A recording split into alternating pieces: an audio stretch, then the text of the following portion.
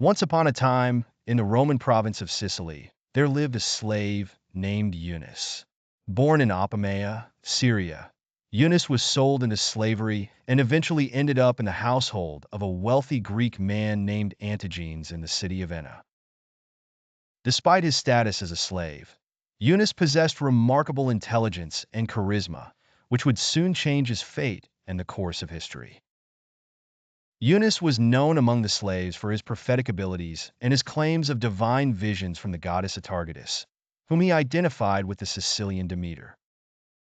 He would often entertain his fellow slaves with tales of their eventual freedom and his own rise to power. Eunus even demonstrated a trick where he appeared to breathe fire, further enhancing his reputation as a wonder worker. The conditions for slaves in Sicily were harsh and brutal. Many were overworked and starved, leading to widespread discontent. Eunus's prophecies and charisma began to inspire hope among the oppressed slaves, and they started to see him as a potential leader. In 135 BC, the slaves working on the plantations of Demophilus of Enna could no longer endure their suffering. They rose up in revolt and turned to Eunus for leadership.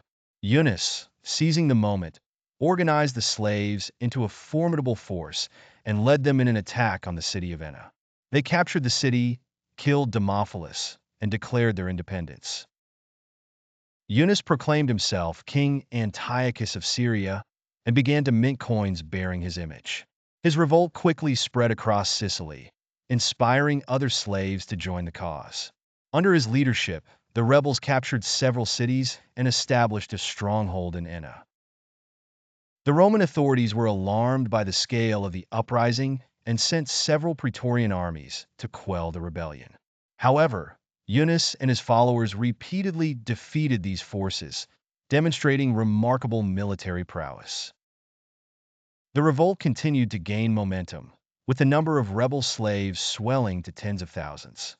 Eunus's success was not just due to his leadership, but also to his ability to inspire loyalty and hope among his followers. He promised them freedom and a better life.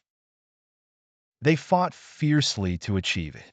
Despite their initial successes, the tide began to turn against the rebels. In 133 BC, the Roman Senate dispatched Consul Lucius Calpurnius Piso, who recaptured the city of Messana and executed thousands of prisoners. The following year, Consul Publius Rupilius recaptured the city of Tauromenium and marched on Enna. The final battle was fierce, but the Roman forces were overwhelming. Cleon, Eunus's general, was killed, and the remaining rebels were captured. Eunus himself was found hiding in a pit and taken to the city of Morgantina. There he awaited punishment but died of disease before he could be judged. Eunus's revolt, known as the First Servile War, was a significant event in Roman history.